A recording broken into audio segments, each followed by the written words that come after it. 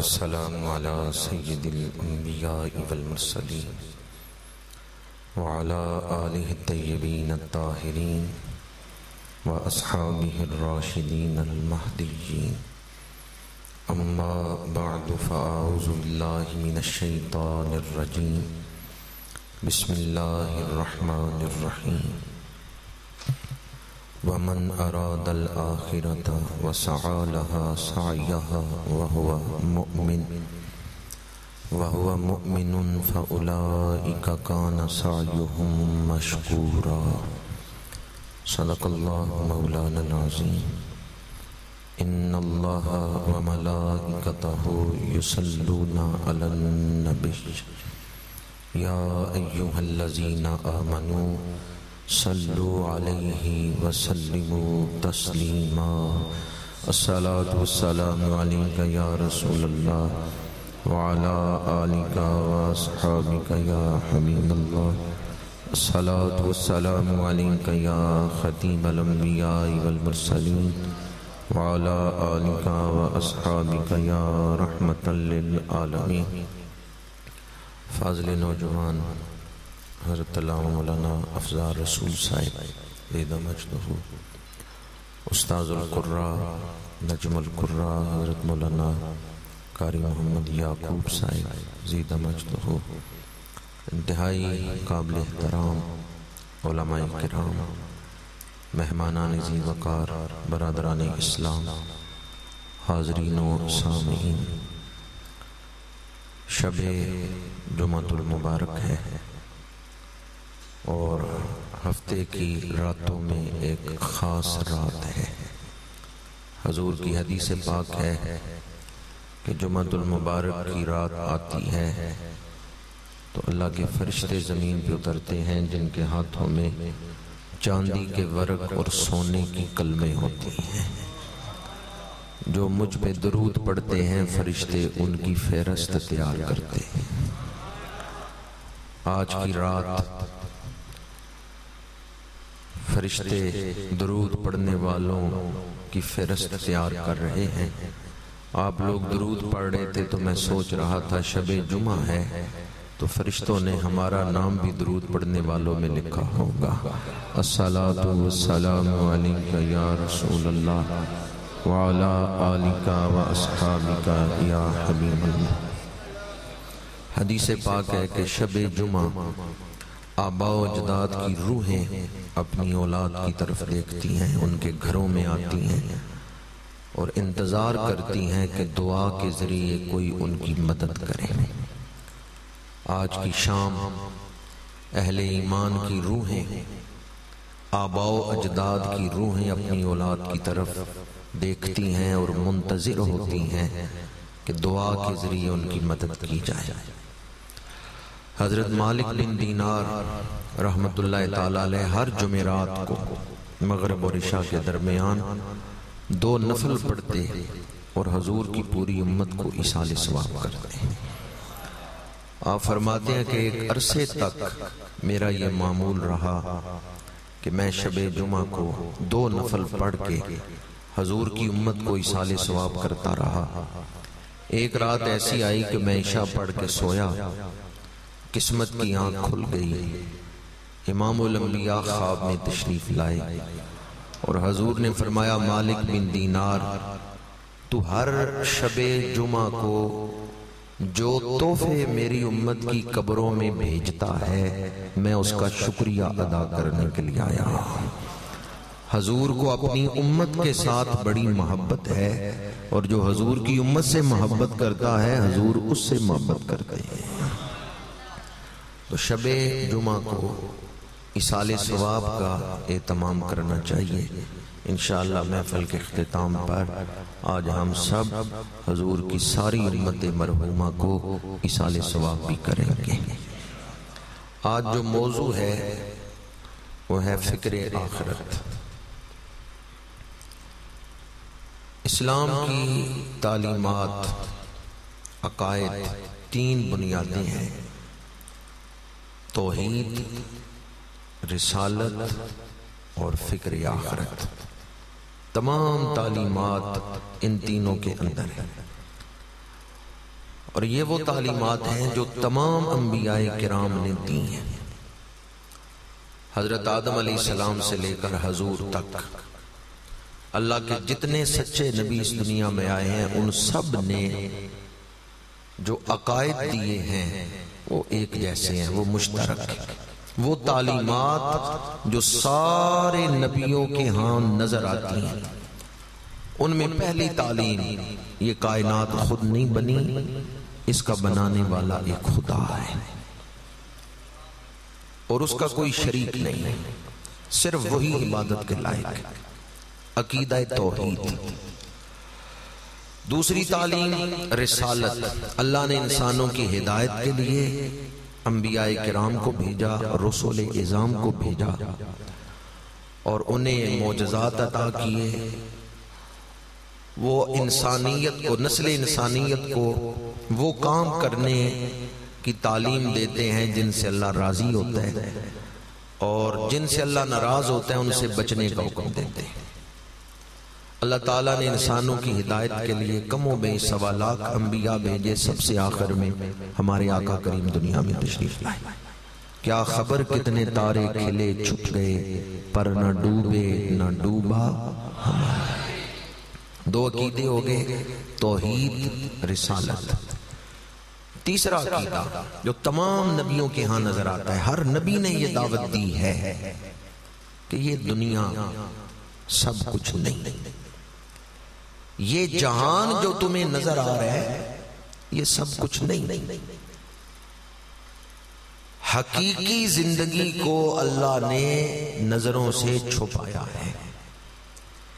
یہ جہان جو نظر آ رہا ہے یہ عارضی ہے، یہ فانی ہے، اس نے ہمیشہ قائم نہیں رہنا، یہ کچھ عرصے کے لیے ہے۔ جیسے ہر انسان کی ایک عمر ہے 70 سال 80 سال، اس کے بعد بندہ فوت ہوتا ہے، دنیا سے پردہ کر جاتا ہے، اسی طرح اس زمین کی بھی ایک عمر ہے، اس سورج کی بھی، اور یہ جو ترتیب اللہ نے قائم کی ہے نا، چاند، ستارے، زمین و آسمان، ان کی بھی ایک عمر ہے۔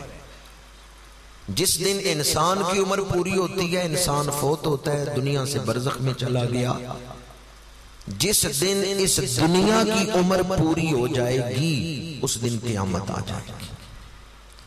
تو انسان کی بھی ایک عمر ہے اور اس جہان کی بھی ایک عمر ہے۔ جب وہ عمر پوری ہوگی تو قرآن کہتا ہے اِذَا السَّمَاءُ انْفَطَرَتْ وَإِذَا الْكَوَاكِبُ انْتَثَرَتْ وَإِذَا الْبِحَارُ فُجِّرَتْ وَإِذَا الْقُبُورُ بُعْثِرَتْ عَلِمَتْ نَفْسٌ مَا قَدَّمَتْ وَأَخَّرَتْ۔ جب آسمان پھٹ جائے گا، جب ستارے بکھر جائیں گے، جب سمندر اپنی حدوں سے باہر نکل کے بہنے لگیں گے، اور جب قبریں زیر و زبر کر دی جائیں گی، جب مردے قبروں سے اٹھائے جائیں گے، عَلِمَتْ نَفْسٌ مَا قَدَّمَتْ وَأَخَّرَتْ، اس دن ہر جان کو پتہ چل جائے گا، اس دن ہر شخص کو پتہ چل جائے گا وہ کیا لے کے آیا ہے اور کیا پیچھے چھوڑ کے آیا ہے۔ اِذَا زُلْزِلَتِ الْأَرْضُ زِلْزَالَهَا وَأَخْرَجَتِ الْأَرْضُ أَثْقَالَهَا وَقَالَ الْإِنسَانُ مَا لَهَا، جب زمین کو پورے زور سے جھٹکا دیا جائے گا، 10 اشاریہ پہ زلزلہ نہیں آئے گا، زلزالها مفعول مطلق، اذا زلزلت الارض زلزالها، جب پوری شدت سے زلزلہ آئے گا، پوری شدت سے زمین کو جھٹکا جائے گا، اور زمین سے، زمین کے اندر جو کچھ ہے وہ نکالا جائے گا، وَأَخْرَجَتِ الْأَرْضُ أَثْقَالَهَا، اس کے بوجھ کو نکالا جائے گا، وَقَالَ الْإِنسَانُ مَا لَهَا، انسان کہے گا زمین کو کیا ہو گیا ہے۔ اس دن زمین بولے گی، اللہ کہ موت کے بعد دوبارہ اٹھنا ہے، حساب کتاب ہونا ہے۔ اللہ تعالیٰ نے نبیوں کو بھیج کے زندگی کے مراحل بھی بتا دیے ہیں، کائنات کی حقیقت بھی بتا دی ہے۔ اذا زلزلت الارض زلزالها واخرجت الارض اثقالها وقال الانسان ما لها یومئذ تحدث اخبارها، یہ زمین پہ آپ بیٹھے ہیں نا، یہ زمین بولے گی. اس دن انسان کے اعمال پر زمین گواہی دے گی. کہیں فرمایا عالمت نفس ما قدمت و اخرت، کہیں فرمایا یومئذ تحدث اخبارها، اور سورہ تکاثر الہاکم التکاثر حتی زرتم المقابر. میرے آقا کریم نے ارشاد فرمایا تم روزانہ قرآن مجید کی 1000 آیتیں کیوں نہیں تلاوت کرتے؟ تو ایک صحابی نے عرض کیا یا رسول اللہ صلی اللہ علیہ وسلم 1000 آیتیں ہم کس طرح تلاوت کر سکتے ہیں؟ تو حضور نے ارشاد فرمایا جو سورہ تکاثر کو پڑھ لے اسے 1000 آیتیں تلاوت کرنے کا ثواب عطا کیا جاتا ہے. کون سی سورت اور ثواب کتنے ہیں؟ بعض مفسرین نے لکھا ہے چونکہ 1000 سے زیادہ آیات میں قیامت کا ذکر ہے، فکر آخرت ہے، اور اس سب کا خلاصہ سورہ تکاثر ہے، اس لیے سورہ تکاثر کی تلاوت پر 1000 آیتیں تلاوت کرنے کا ثواب مل رہا ہے. قرآن مجید میں فکر آخرت پر 1000 سے زیادہ آیتیں ہیں. 1000 سے زیادہ آیتیں فکر آخرت پیدا کرنے کے لیے نازل ہوں، اور اب بھی مسلمان کے دل میں فکر آخرت نہ پیدا ہو. آپ سورہ تکاثر کو یاد کر لیں، روزانہ ایک دفعہ پڑھ لیا کریں، 1000 آیتیں پڑھنے کا ثواب رب عطا کر دے گا. الہاکم التکاثر، تم کثرت میں ہی مشغول رہے، اور ملے اور ملے. تکاثر مقابلتاً کثرت. میرے چچا زاد بھائی کی 2 دکانیں ہیں، میری 3 ہونی چاہیے. اس کے پاس موٹر سائیکل ہے، میرے پاس گاڑی ہونی چاہیے. تم تکاثر میں ہی مبتلا رہے اور تمہیں وقت ہی نہ ملا آخرت کی تیاری کا. وقت ہی نہیں ملا. کون سی چیز ہے جو آپ کو آخرت کی تیاری نہیں کرنے دیتی؟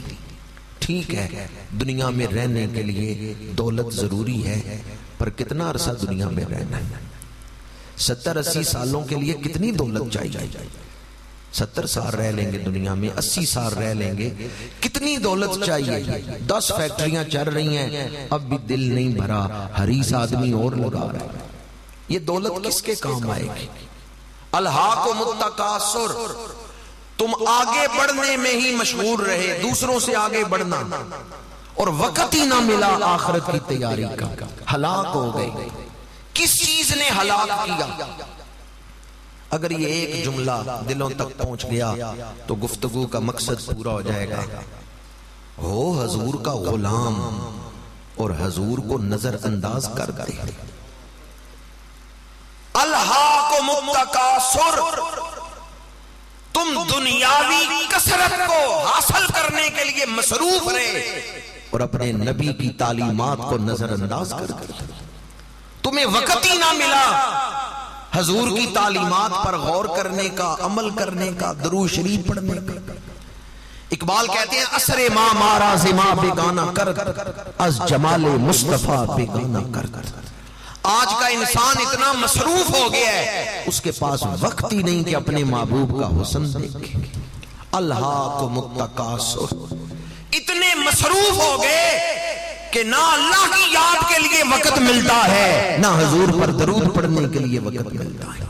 اس کثرت کی خواہش نے ہی ہلاک کر دیا.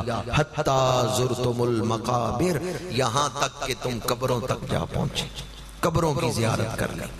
اگلا جو لفظ ہے نا وہ زندگی بدل دینے والا، دل ہلا دینے والا لفظ ہے کلا، ہرگز نہیں. ایسے ہی تو نہیں چلتا رہے گا جیسے تم چلا رہے ہو. آج جوان ہو تو ہمیشہ جوان رہو گے، آج بادشاہ ہو ہمیشہ رہو گے. چند لوگ ہی بولے ابھی تو کل کا دن گزرا ہے، کبھی تخت پر کبھی تختے پر. جی کلا، اس ایک لفظ پہ غور کریں. کلا، ہرگز نہیں. ایسے ہی نہیں چلتا رہے گا نظام جیسے آج چل رہے، بدلے گا.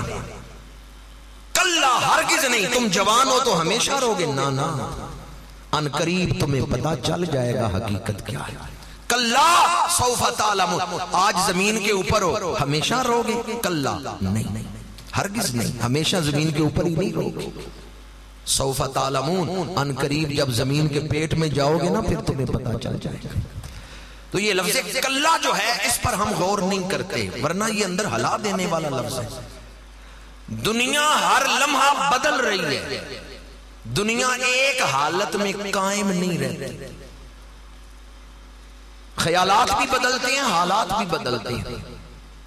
کبھی بڑھاپا ہے، کبھی بچپن ہے، کبھی جوانی ہے، کبھی بڑھاپا ہے. کیا انسانی وجود ہمیشہ ایک حالت میں رہتا ہے؟ حضرت خواجہ غلام فرید فرماتے ہیں، اٹھ فریدہ ستیا تیری داڑھی آیا بور، یعنی بال سفید ہو گئے. اٹھ فریدہ ستیا تیری داڑھی آیا بور، اگا آ گیا نیڑے تے پیچھا رہ گیا دور. یہ نہ دیکھو پیچھے کتنی زندگی میں پیچھے گزار کے آیا ہوں، یہ دیکھو آگے کون سا وقت میرے اوپر آ رہا ہے. کہیں کل کی رات قبر میں ہی نہ آ جائے، کہیں کل کی رات قبر میں ہی نہ آ جائے. اگا آ گیا نیڑے تے پیچھا رہ گیا دور. جو وقت آ رہا ہے اس کو سوچو. کلا، ہرگز نہیں، ہرگز ایسا نہیں کہ جیسے اب نظام چل رہا ہے ایسے ہی چلتا رہے گا. تم امیر ہو تو امیر ہی رہو گے، تم جوان ہو تو جوان ہی رہو گے، تم صحت مند ہو تو صحت مند ہی رہو گے. نہیں، جوانی نے بڑھاپے میں بدلنا ہے، صحت نے بیماری میں بدلنا ہے، طاقت نے کمزوری میں بدلنا ہے. کلا، تم ہرگز ایک حالت میں نہیں رہو گے، اس حالت نے بدلنا ہے. اس لیے میرے آقا کریم نے فرمایا بڑھاپے سے پہلے جوانی کی قدر کر لو، بیماری سے پہلے صحت کی قدر کرو، اور مصروفیت سے پہلے فراغت کی قدر کرو، اور موت سے پہلے زندگی کو غنیمت جانا. کبھی یاد کرو گے اس وقت کو، پھر یہ وقت نہیں ملے گا. فرمایا موت سے پہلے زندگی کی قدر کر لو. کلا، یہ صرف لفظ کلا کا مفہوم میں آپ کے سامنے عرض کر رہا ہوں. کلا، ہرگز ایسا نہیں کہ تم ہمیشہ ایک حالت میں رہو، نہیں، اس حالت نے بدلنا ہے. سوف تعلمون، ان قریب تمہیں پتا چل جائے گا. ثم کلا سوف تعلمون، پھر ان قریب تمہیں پتا چل جائے گا. یہ 2 دفعہ آیا کلا سوف تعلمون. حضور حیدر قرار شیر خدا فرماتے ہیں پہلے کلا سوف تعلمون سے مراد ہے قبر کی زندگی، اور دوسرے کلا سوف تعلمون سے مراد ہے قیامت کے بعد کی زندگی. 2 زندگیاں ہیں موت کے بعد، ایک قبر کی زندگی اور دوسری حشر کی زندگی. 3 زندگیاں ہیں، ایک دنیا کی زندگی، لیکن جب موت آ جائے گی اس کے بعد 2 زندگیاں، ایک قبر کی زندگی وہ ختم ہوگی تو پھر آخرت کی زندگی. کلا سوف تعلمون ثم کلا سوف تعلمون کلا لو تعلمون علم الیقین. مگر پڑھ کے بیٹھے ہیں اور ابھی عشاء پڑھنی ہے، رات گزرے گی، پھر کیا ہوگا؟ فجر کے بعد سورج طلوع ہوگا. یقین ہے کسی ایک بندے کے ذہن میں ہے پتہ نہیں کل سورج چڑھے یا نہ چڑھے؟ ہر ایک کو پتہ ہے عشاء پڑھیں گے، گھر جائیں گے، سوئیں گے، پھر فجر پڑھنی ہے، پھر سورج نکلے گا، پھر دن گزرے گا، پھر زور آئے گی، پھر عصر آئے گی، پھر مغرب آئے گی. اسی طرح اگر یقین ہو نا قیامت بھی آئے گی. یہ دن رات جو گزر رہے ہیں ہمیں کس طرف لے کے جا رہے ہیں؟ یہ دن رات کی گردش ہمیں قیامت کی طرف لے کے جا رہی ہے. فرمایا کاش تم یقین کے ساتھ جانتے، یقینی طور پر اس بات کو مان لیتے.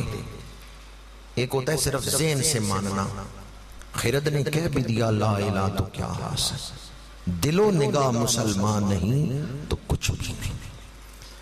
ایک نکتہ میں نے کبھی درس قرآن میں بیان کیا تھا کہ سورت کا آغاز اور سورت کا اختتام آپس میں بڑا گہرا تعلق رکھتے ہیں مضمون کے اعتبار سے. جو مضمون سورت کے آغاز میں بیان ہوتا ہے وہ سورت کے اختتام میں بھی ہوتا ہے. لفظ مختلف ہوتے ہیں، مضمون وہی ہوتا ہے. سورہ بقرہ کے شروع میں ہے وَبِالْآخِرَةِ هُمْ یوقنون، وہ آخرت پر یقین رکھتے ہیں، آخرت پر یقین رکھتے ہیں. یہ پہلی آیتیں ہیں سورہ بقرہ کی. وَبِالْآخِرَةِ هُمْ یوقنون، وہ آخرت پر یقین رکھتے ہیں. اور آخری آیت کون سی ہے سورہ بقرہ کی؟ اس میں دعا ہے، اور اس دعا کے اندر ایک لفظ ہے، چند الفاظ ہیں، واعف عنا واغفر لنا وارحمنا انت مولانا۔ واعف عنا ہمیں معاف کر دے، واغفر لنا ہمیں بخش دے، واعف عنا واغفر لنا وارحمنا اور ہمارے اوپر رحم فرما۔ اب ان دونوں کا آپس میں تعلق کیا ہے؟ جو نقطہ میں نے بیان کیا کہ سورت کے آغاز اور سورت کے اختتام کا آپس میں گہرا تعلق ہوتا ہے، ایک ہی مضمون ہوتا ہے دونوں جگہوں پر۔ سورت کے آغاز میں ہے وَبِالْآخِرَةِ هُمْ يُوقِنُونَ، وہ آخرت پر یقین رکھتے ہیں، اور سورت کی آخری آیت میں دعا ہے جس کے اندر بخشش مانگی گئی، یا اللہ معاف کر دے، یا اللہ بخش دے۔ اب ان دونوں کا آپس میں تعلق کیا ہے؟ بخشش وہ مانگے گا جس کے دل میں آخرت پر یقین ہے، اور جس کے دل میں آخرت پر یقین نہیں اسے بخشش مانگنے کی فکر بھی نہیں۔ اب ایک جملہ جو آپ کی خدمت میں عرض کرنا چاہتا ہوں، ذرا غور تو کریں، آپ 24 گھنٹوں میں بخشش کتنی مانگتے ہیں؟ اگر آپ اللہ سے بار بار بخشش مانگتے ہیں تو پھر اس کا مطلب ہے آپ کے دل میں فکر آخرت ہے، اور اگر آپ بخشش مانگتے ہی نہیں، یہ نہیں ہو سکتا کہ کسی چیز کا یقین بھی دل میں ہو اور اس کا اثر شخصیت میں نظر نہ آئے۔ یہ ہو ہی نہیں سکتا کہ دل کسی شے پر یقین بھی رکھے اور شخصیت میں اثر بھی نہ ہو۔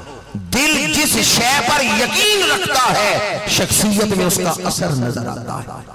اگر آپ کہیں میرا آخرت پر یقین ہے لیکن 24 گھنٹوں میں ایک دفعہ بھی آپ دعا ہی نہیں مانگتے کہ یا اللہ میری بخشش کر دے، مجھے آخرت میں عذاب سے بچا، اگر 24 گھنٹوں میں ایک دفعہ بھی دعا نہیں مانگی تو اس کا مطلب ہے دل میں یقین کوئی نہیں آخرت۔ اگر آخرت پر یقین ہوتا تو آپ دعا مانگتے۔ یہ تعلق ہے سورہ بقرہ کی پہلی آیات کا اور آخری آیات کا مضمون کے حوالے سے آپس میں۔ 17ویں پارے کی پہلی آیت، اقترب للناس حسابهم وهم فی غفلۃ معرضون، لوگوں کا حساب قریب آ گیا ہے اور حال یہ ہے کہ وہ غفلت میں ڈوبے ہوئے ہیں، ان کا دھیان ہی نہیں وہ کدھر جا رہے ہیں، ان کا دھیان ہی نہیں اس طرف کون سا وقت آگے آ رہا ہے۔ اقترب للناس حسابهم، لوگوں کا حساب قریب آ گیا۔ ہم یہ سمجھتے ہیں کہ حساب بڑی دور ہے، آخرت بڑی دور ہے، دور نہیں، ہم آخرت کے ساتھ ملے ہوئے ہیں۔ سانس لے لیا ہے، سانس اندر آیا ہے تو یہ جہان ہے، سانس چل رہا ہے تو یہ جہان ہے، سانس رک گیا تو وہ جہان ہے۔ ہم آخرت سے دور، آخرت سے ملے ہوئے ہیں، بس ایک سانس کا ہی فرق ہے۔ سانس چل رہا ہے تو آپ اس جہان میں ہیں۔ حضرت سیدنا فاروق اعظم رضی اللہ تعالیٰ عنہ کا وقت شہادت قریب آیا تو بیٹے کے زانو پہ سارے، اور آپ فرماتے ہیں میرے بیٹے زانو ہٹا دو، میرا سر زمین پہ رکھ دو۔ کون؟ حضرت فاروق اعظم، مراد مصطفیٰ، عشرہ مبشرہ میں ہے، بہت بڑا مقام ہے، لیکن فکر آخرت کتنی ہے۔ بیٹے کہتے ہیں آپ کیوں عرض فرما رہے ہیں کہ میں آپ کا سر زمین پہ رکھ دوں؟ بیٹا کب برداشت کر سکتا ہے باپ زخمی ہو، خون بہ رہا ہو، اور بیٹا تکیہ نہ رکھے یا اپنی گود میں سر نہ رکھے، باپ کا سر ننگے فرش پہ مٹی پہ رکھ دے۔ حضرت فاروق اعظم فرماتے ہیں میرے رب کو عاجزی بڑی پسند ہے، تو میرا سر زمین پہ رکھ دے تاکہ میرا رب میرے اوپر رحم فرمائے۔ اور پھر آپ نے فرمایا چند لمحوں کی بات رہ گئی ہے، یہ جو کچھ نظر آ رہا ہے یہ غائب ہو جائے گا، اور جو نظر نہیں آ رہا وہ نظر آنا شروع ہو جائے گا۔ چند لمحوں کی تو بات ہے، جو کچھ نظر آ رہا ہے یہ اوجل ہو جائے گا، جو کچھ نظر نہیں آ رہا وہ نظر آنا شروع ہو جائے گا۔ ہم آخرت سے دور نہیں، آخرت کے ساتھ ملے ہوئے ہیں۔ میں نے آپ کے سامنے قرآن مجید کے چند ایک مقامات پڑھے جن میں فکر آخرت کا مضمون ہے۔ خطبہ میں نے جو آیت پڑھی ہے اس میں بڑے زوردار انداز میں آخرت میں کامیاب ہونے والوں کا ذکر ہے۔ پہلی بات تو جو اب تک میں نے آپ کے سامنے بیان کی ہے مختلف آیات اور احادیث کے حوالے سے، دنیا ہمیشہ رہنے کی جگہ نہیں، اصل زندگی آخرت کی زندگی. دوسری بات، دنیا کے لیے زندگی گزارنے والا ناکام ہے اور آخرت کے لیے زندگی گزارنے والا حقیقی طور پر کامیاب. اب اس کا مطلب کوئی یہ نہ سمجھے کہ اسلام ترک دنیا کو حکم دیتا ہے. نہیں، اسلام کہتا ہے فکر آخرت سے فکر دنیا کو قابو میں رکھو، یا فکر دنیا کو فکر آخرت کے ماتحت رکھو.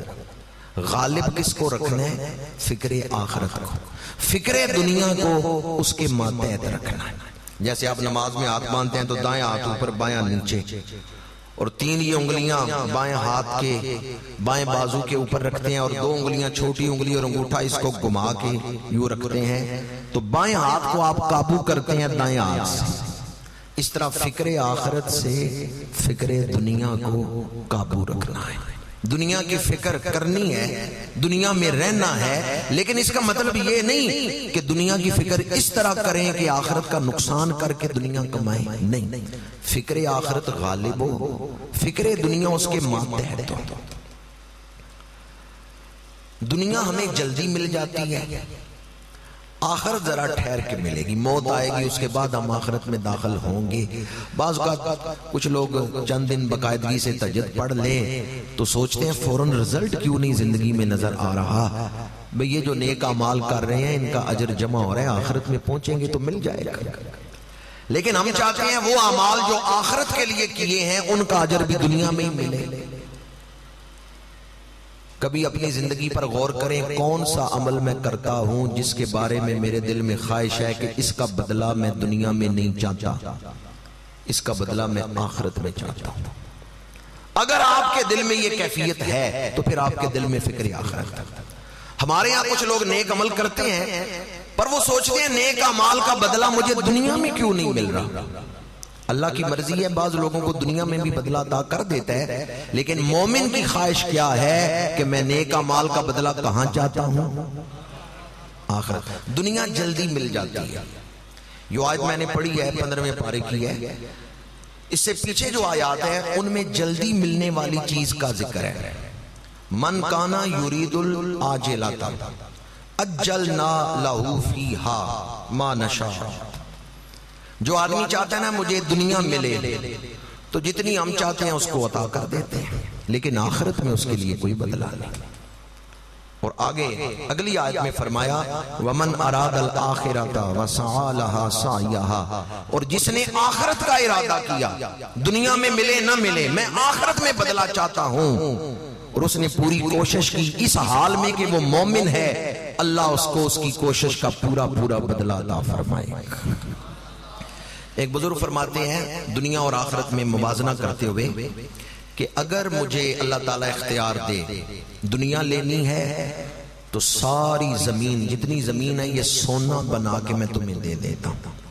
اتنا سونا دیتا ہوں جتنا زمین کا حجم ہے، اتنا سونا تمہیں عطا کر دیتا ہوں جتنا زمین کا حجم ہے. اور اگر آخرت لینی ہے تو جنت میں ایک جھونپڑی ملے گی، کوئی محل نہیں ملے گا، صرف ایک جھونپڑی جس میں 2-3 بندے رہ سکتے ہیں، ایک جھونپڑی ملے گی. اب ان دونوں میں فیصلہ کر لو کہ تم کیا چیز چاہتے ہو. وہ بزرگ فرماتے ہیں اگر اللہ تعالیٰ مجھے اختیار دے یا دنیا لے لو یا آخرت.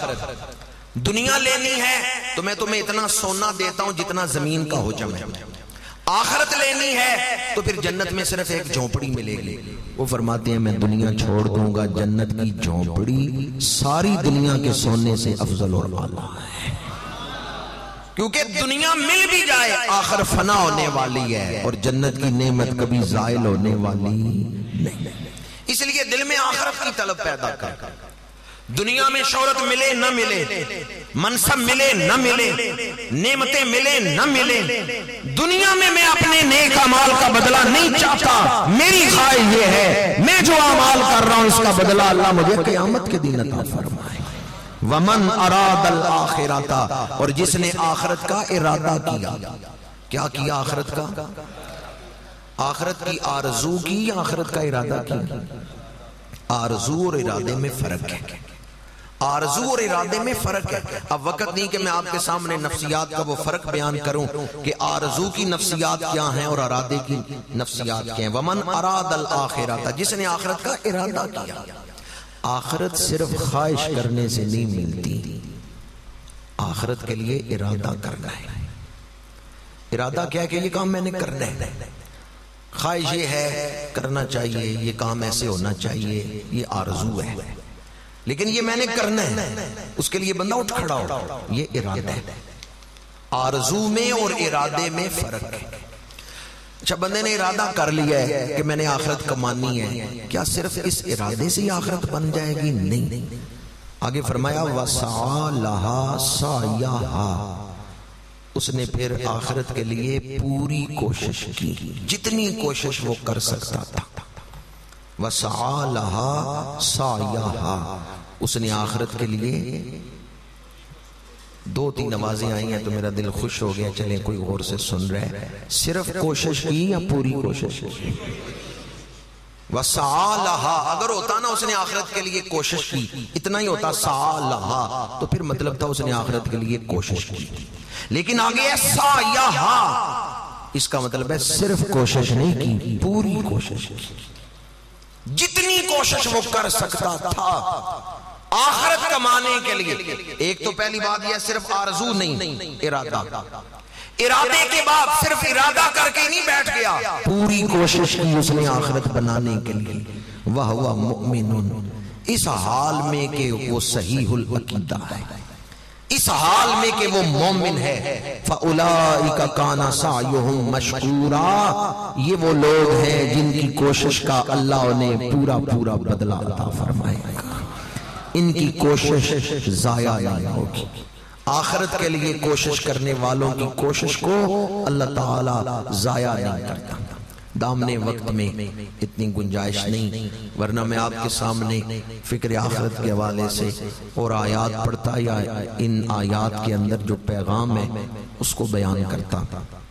دور حاضر کے حوالے سے 1-2 گزارشات آپ کے سامنے پیش کر رہا ہوں.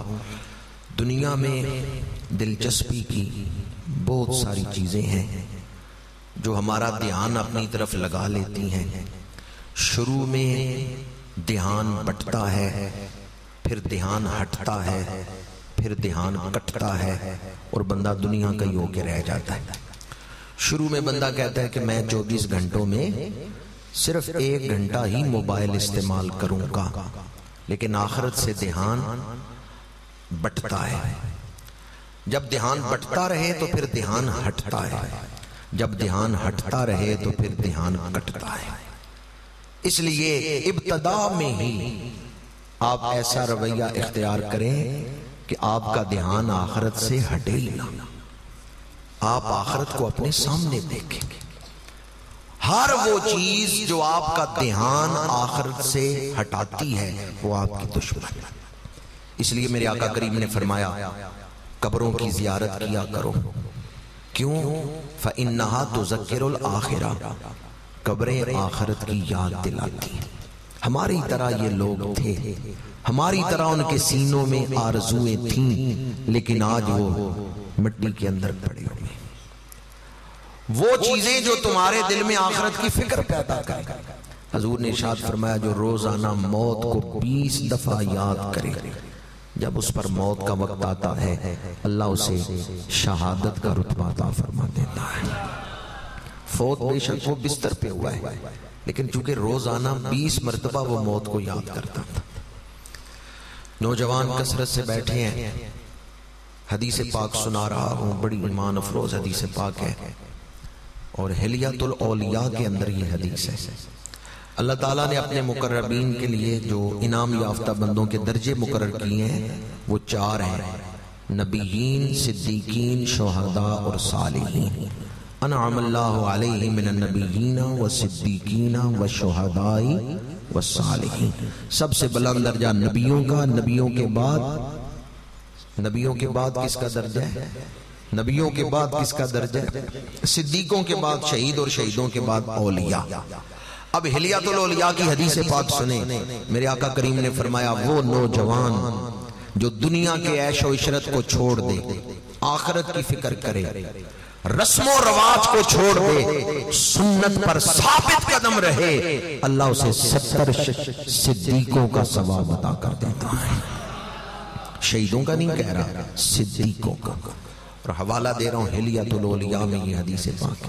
حضور نے فرمایا وہ نوجوان جو دنیا کی عیش و عشرت کو چھوڑ دے، عیش و عشرت، لذت کا انسان جو ہے وہ طالب ہے، لذت ملے، لذت اور چیز ہے، سکون اور چیز ہے۔ بعض کا لذت مل جاتی ہے، سکون نہیں ملتا۔ ہر لذت کے اندر سکون نہیں، کچھ لذتیں ایسی ہیں کہ لذت ختم ہوتی ہے تو بے چینی شروع ہو جاتی ہے۔ لذت کی خواہشی ہمیں اللہ کا گناہگار بناتی ہے، اور یہاں سے انسان دھوکے میں مبتلا ہوتا ہے، وہ سمجھتا ہے کہ لذت میں سکون ہے، لذت میں سکون نہیں ہے۔ بعض لذتیں ایسی ہیں جو پہلے سے زیادہ انسان کو بے چین کر دیتی، اس لیے یہاں پیر ہی نہ رکھے، پیر پھسل جائے گا، لذتوں کے متلاشی نہ بنے۔ میرے آقا کریم نے فرمایا وہ نوجوان جس نے عیش و عشرت کو چھوڑ دیا، آخرت کی فکر کر لی، دنیا کے رسم و رواج کو چھوڑ دیا، سنت نبوی پر ثابت قدم رہا، اللہ اسے 70 صدیقوں کا ثواب عطا فرما دے۔ رسم و رواج کو چھوڑ دیا، کس کو چھوڑ دیا؟ شادی میں یہ جو ہم نکاح کرتے ہیں، اس میں وہ چیزیں جو ضروری تھیں ان کو ہم نے غیر ضروری بنا دیا ہے، وہ چیزیں جو صرف رسم و رواج تھیں ان کو ہم نے فرض کر لیا کہ وہ یہ لازمی ہے۔ شادی کے لیے کن چیزوں کی ضرورت ہے؟ گواہ ہوں، حق مہر مقرر کیا جائے، ایجاب و قبول، یہ 3 چیزیں ہیں۔ گواہ ہوں، حق مہر ہو اور ایجاب و قبول۔ یہ نکاح میں سونے کی حیثیت کیا ہے؟ یہ جو زیورات ہم پہناتے ہیں سونے کے، فرض ہے؟ میں نے زیور نہیں پہناؤ گے تو نکاح ہی نہیں ہوگا۔ تو آج کل ہم نے ان کو ضروری نہیں کر لیا نکاح کے لیے۔ جب بھی شادی کا سوچتے ہیں سب سے پہلے یہی سوچتے ہیں کتنا سونا دینا ہے، زیور کہاں سے بنوانا ہے۔ یہ لائٹنگ جو ہم مکانوں پہ کرتے ہیں یہ فرض ہے، اس کے بغیر نکاح ہو جاتا ہے یا نہیں ہو جاتا؟ ڈھولکی جو 7 دن بجاتے ہیں ہو جاتا ہے، اس کے بغیر نکاح کے نہیں ہو جاتا۔ اور جو بینڈ لے کے جاتے ہیں وہ نہ لے کے جائیں تو بچی والے نکاح ہی نہیں پڑھائیں گے۔ اور بعض ہوٹل تو ایسے ہیں کہ جن میں 2 گھنٹے برات بیٹھی رہی ہے نا، کھانا نکاح ہوا ہے، کھانا کھایا، وہ 2 گھنٹے میوزک بجتا رہا ہے کہ کہیں رحمت کے فرشتے نہ نازل ہو جائیں۔ کبھی غور کریں کہ شادی میں سونے کے زیورات کی حیثیت کیا ہے، لائٹنگ کی حیثیت کیا ہے، برات کی حیثیت کیا ہے، میوزک کی حیثیت کیا ہے، اور کیمرہ یہ فوٹو سیشن جو ہے اس کی اہمیت کیا ہے، اور پہلے دن کا سوٹ اور دوسرے دن کا سوٹ، یہ لہنگا ہے یہ دوسرے دن کا سوٹ ہے، اس کی حیثیت کیا ہے۔ کتنا ظلم ہے جو ہم آنے والی نسلوں پر کر رہے ہیں۔ زنا سستا اور نکاح مشکل، نکاح مہنگا کر دیا، رسم و رواج کو فرض کر لیا ہے، اور جو فرض چیزیں تھیں جو ضروری چیزیں تھیں ان کا دھیان ہی نہیں ہے۔ جب نکاح کے وقت پوچھا جاتا ہے نا حق مہر کتنا ہے، کہتے ہیں جو شریعت کہتی ہے وہی لکھ لیں۔ حق مہر کے وقت تمہیں شریعت یاد آ گئی تو ڈھولکی بجاتے ہوئے شریعت نہیں یاد آ گئی۔ ساس کہتی ہے میرے داماد کو یہ سونے کی انگوٹھی پہناؤ، بچی کا جو باپ ہے نا وہ سونے کی انگوٹھی اپنے داماد کو پہنا رہا ہے، خود بھی دوزخی ہو رہا ہے، داماد کو بھی دوزخی کر رہا ہے۔ کیا سونے کی انگوٹھی داماد کو پہنانا یہ سنت ہے؟ ڈر ڈر کے بول رہے ہیں، کوئی اعتراض کرے گا تو میرے اوپر ہی کرے گا، آپ کیوں ڈر ڈر کے بول رہے ہیں؟ اگر آج آپ فرق نہیں کریں گے کہ سنت کیا ہے اور رواج کیا ہے، اور ہم نے رواج کو فرض بنا لیا کہ اس کے بغیر تو نکاح ہوتا ہی نہیں، یہ کیسا نکاح ہے کہ زیورات ہی نہیں پہنائے گئے، یہ کیسا نکاح ہے ڈھولکی نہیں بجائے گی۔ آج ہم نے بلکہ نوبت یہاں تک پہنچ چکی ہے کہ صرف لڑکا لڑکی کے کپڑے باندھ کر آگ کے گرد پھیرے دینے کا فرق رہ گیا ہے، باقی ساری رسمیں ہندوؤں والی ہم پوری کر گئے۔ پچھلے دنوں تو ایک رشتہ ٹوٹ گیا، ایک بچی عالمہ فاضلہ تھی، اس کا رشتہ ٹوٹ گیا۔ وجہ کیا تھی کہ جو لڑکے والے تھے، لڑکے کی ماں آئی اور اس نے آ کے لڑکی کی ماں سے کہا کہ ہم نے 4 سہاگنوں والی رسم پوری کرنی ہے۔ اس نے کہا یہ کون سی رسم ہوتی ہے؟ تو لڑکے کی ماں نے کہا کہ دولہا اور دلہن دونوں کو ہم اکٹھا بٹھائیں گے اور 4 سہاگنیں چاروں طرف کھڑی ہو جائیں گی جن کے خامن زندہ ہیں اور اپنے گھروں میں وہ خوش باش ہیں. وہ 4 سہاگنیں چاروں طرف کھڑی ہو جائیں گی, ان کے ہاتھ میں چاول ہوں گے اور وہ چاولوں کے دانے دولہا اور دلہن پر پھینکیں گی اور وہ چکر لگائیں گی دولہا اور دلہن کے ارد گرد.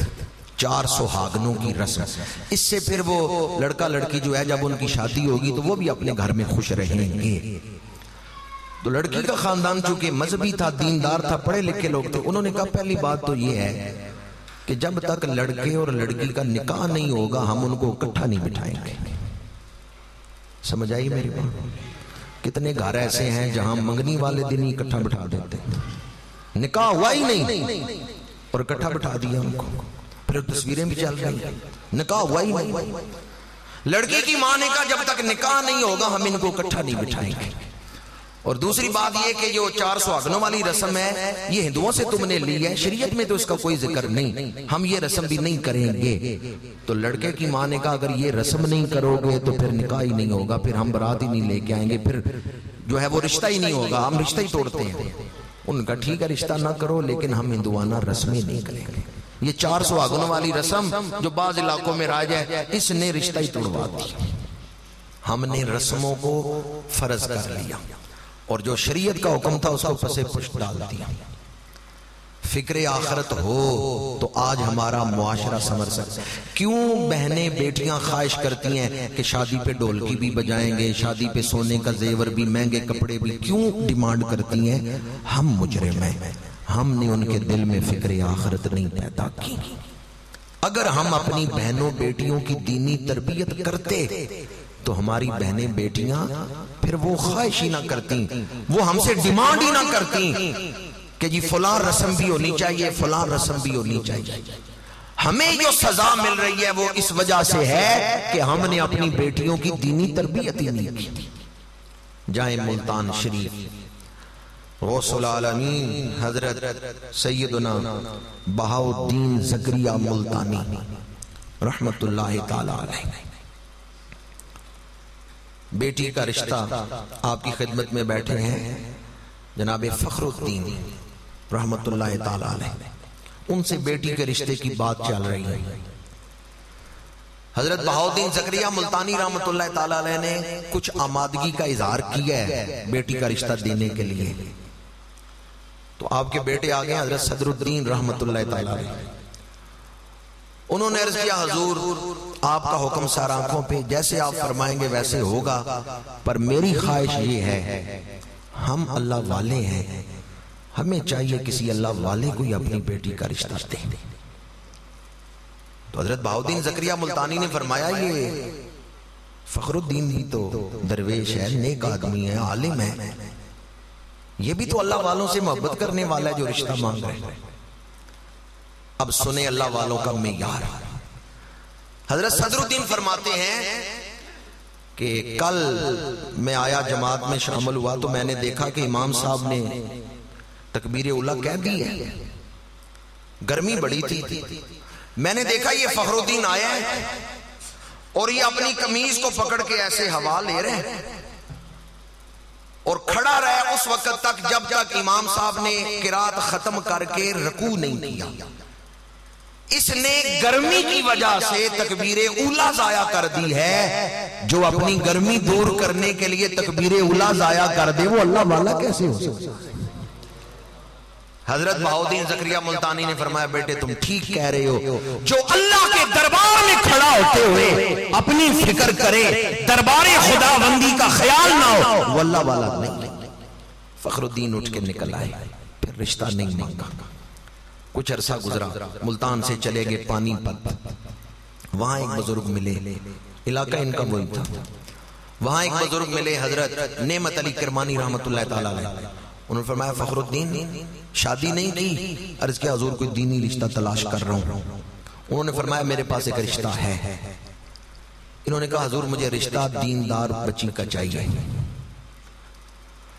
انہوں نے فرمایا اور کتنی دیندار چاہو گے؟ جو رشتہ میں تمہیں بتا رہا ہوں وہ بچی تہجد کے وقت اٹھتی ہے, فجر تک قرآن پڑھتی ہے, فجر کے بعد سورج نکلنے تک قرآن پڑھتی ہے, کھانا بھی بنا رہی ہے، قرآن بھی پڑھ رہی ہے، اور ناشتہ بعد میں کرتی ہے، قرآن کا ختم پہلے کرتی ہے۔ یہ جو حضرت فخر الدین تھے، انہوں نے کہا ٹھیک ہے مجھے ایسا ہی رشتہ چاہیے۔ کس کو معیار بنایا ہے؟ دین کو۔ یہ فکر آخرت تھی۔ میرے آقا کریم نے فرمایا رشتہ کرنے میں لوگ 4 باتوں کا خیال کرتے ہیں۔ بعض حسن کو دیکھتے ہیں، خوبصورت ہو، بعض حسب نسب کو دیکھتے ہیں، خاندانی ہو، بعض مال و دولت کو دیکھتے ہیں، بچی امیر ہو، اور بعض دین کو دیکھتے ہیں۔ 4 اسباب ہیں رشتہ کرنے کے۔ میرے آقا کریم نے فرمایا صحابہ تم دین کو ترجیح دینا۔ رشتہ کرنے میں کس کو ترجیح دینا؟ حضرت فخر الدین نے دین کو ترجیح دی۔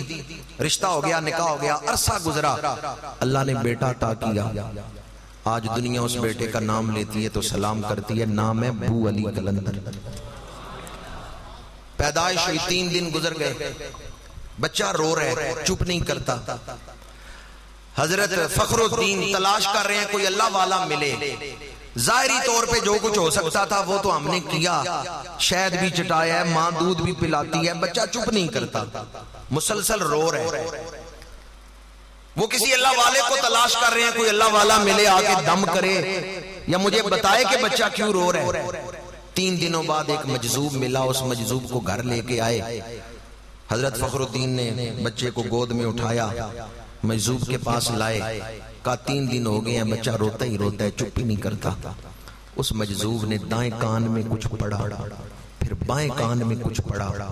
حضرت بو علی قلندر چپ کر گئے۔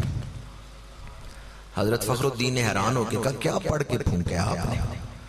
انہوں نے کہا جب تم بچہ لے کے آئے نا، اس بچے کے چہرے پہ نظر پڑی تو مجھے سمجھ آ گئی اس کی ماں حافظہ بھی ہے، قاریہ بھی ہے۔ یہ 9 مہینے ماں کے پیٹ میں قرآن سنتا رہا ہے۔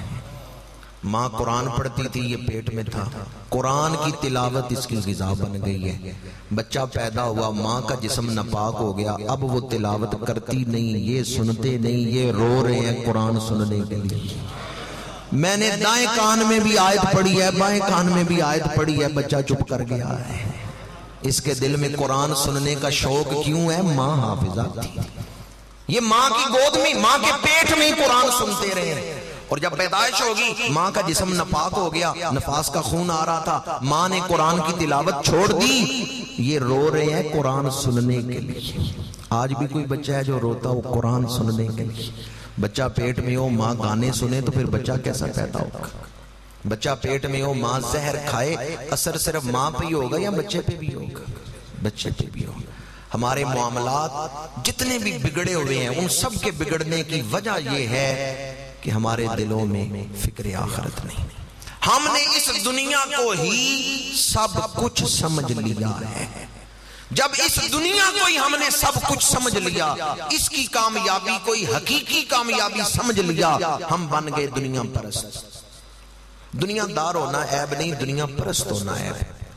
آپ دنیا کے فرائض ادا کرتے ہیں، یہ عیب نہیں، عیب یہ ہے کہ آپ آخرت کا نقصان کر کے دنیا بنائیں، دنیا پرست بن جائیں، یہ عیب ہے۔ اللہ تعالی ہمیں فکر آخرت عطا فرمائے۔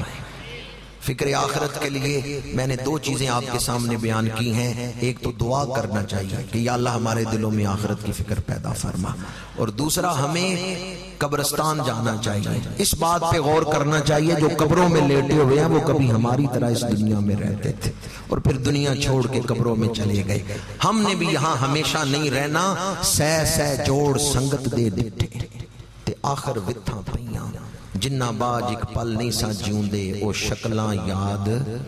2018 ہے، آپ میں سے کوئی بندہ ہے جو 1918 میں بھی ڈنگے کے اندر موجود تھا؟ 1918 میں کوئی موجود تھا؟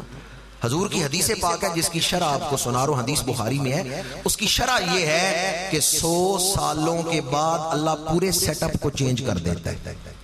100 سالوں کے بعد پورا سیٹ اپ چینج ہو جاتا ہے، بازار وہی رہتے ہیں پر دکاندار بھی بدل جاتے ہیں، گاہک بھی بدل جاتے ہیں، مسجدیں وہی رہتی ہیں، امام بھی بدل جاتے ہیں، مقتدی بھی بدل جاتے ہیں۔ 100 سال کے اندر اس دنیا کا سارا سیٹ اپ اللہ چینج کر دیتا ہے، نئے لوگ آ جاتے ہیں، پہلے گزر جاتے ہیں۔ 2018 میں تو ہم ہیں، پر 2118 میں ہم میں سے نہیں ہوگا۔ کچھ عرصے کے لیے ہم یہاں بھیجے گئے، حقیقت سے آنکھیں چرا لیں تو حقیقت بدل تو نہیں جائے گی، حقیقت تو حقیقت ہی رہے گی۔ لوئے لوئے پر لے کڑیے جے تد پانڈا پرنا، شام پئی بن شام محمد کر جاندی لے ڈرنا۔ بس ایک فیصلہ کرنے کی ضرورت ہے، باقی بہت لمبا امتحان نہیں ہے کہ 1000 سال آپ نے امتحان دینا ہے، نہیں، چند سال ہی ہے۔ صرف ایک فیصلے کی ضرورت ہے، دنیا کا نقصان ہو جائے میں کر لوں گا، آخرت کا نقصان نہیں ہونے دوں گا۔ ایک صحابی آئے پریشان تھے، حضور نے فرمایا کیوں پریشان ہو؟ یا رسول اللہ 10 اونٹ سامان سے لدے ہوئے گم گئے ہیں۔ حضور نے فرمایا تمہارے چہرے سے یہ لگتا تھا جیسے عصر کی نماز قضا ہو گئی۔ یعنی آخرت کے نقصان پہ زیادہ فکر مند ہونا چاہیے، دنیا کے نقصان پہ اتنا فکر مند نہیں ہونا چاہیے۔ اللہ تعالیٰ ہمیں آخرت کی فکر عطا فرمائے۔ ہمیں بہت ساری فکریں ہیں لیکن آخرت کی فکر نہیں۔ ایک دفعہ علم شریف، 3 دفعہ کل شریف اول و آخر درود شریف پڑھ کے میرے ملک کر دیں تاکہ ہم جمیع امت مسلمہ کو اصال ثواب کریں اور اپنی آخرت کے لیے بھی اللہ کی بارگاہ میں ہاتھ پھیلائیں۔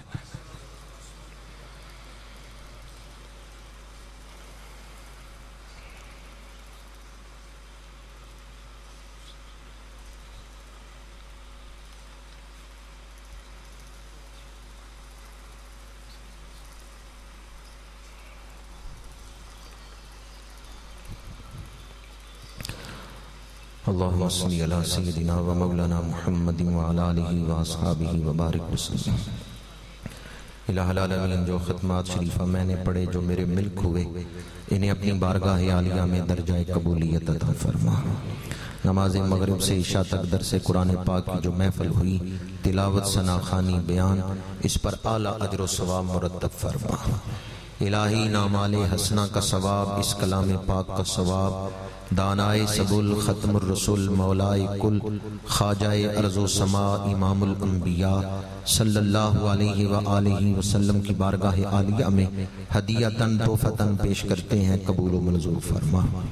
آپ کے وسیلہ جلیلہ سے تمام انبیاء کرام، خلفائے راشدین، آل اطہار، حسنین کریمین، صحابہ کرام، شہداء اسلام اور تمام سلاسل عالیہ کے بزرگان دین، اولیاء کاملین کو ایصال ثواب کرتے ہیں، قبول و منظور فرما۔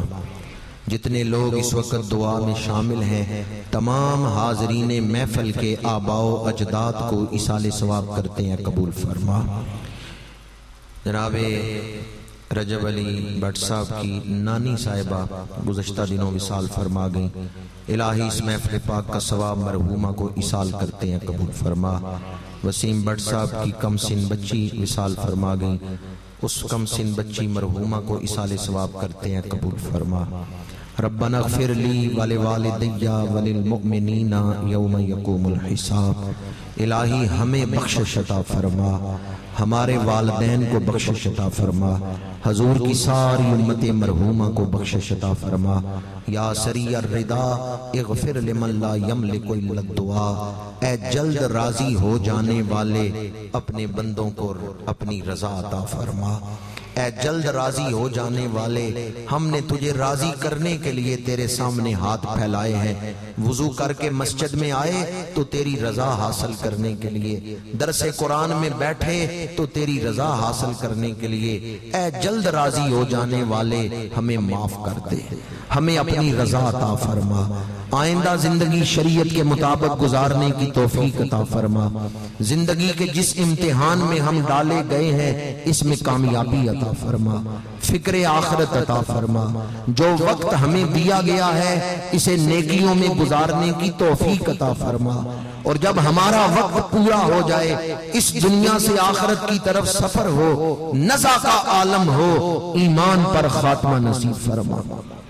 اللہم اغفر لی وللمؤمنین والمؤمنات، الہی حضور کی ساری امت مرحومہ کو بخشش عطا فرما، عالم اسلام کی خیر فرما، اسلام کا بول بالا فرما، پاکستان کو استحکام عطا فرما اور اسلام کا قلعہ بنا۔ درس قرآن مجید کے منتظمین معاونین کو اجر عظیم عطا فرما۔ وصلی اللہ تعالی علی رسولہ خیر خلقہ سیدنا و مولانا محمد وعلی آلہ وصحبہ اجمعین.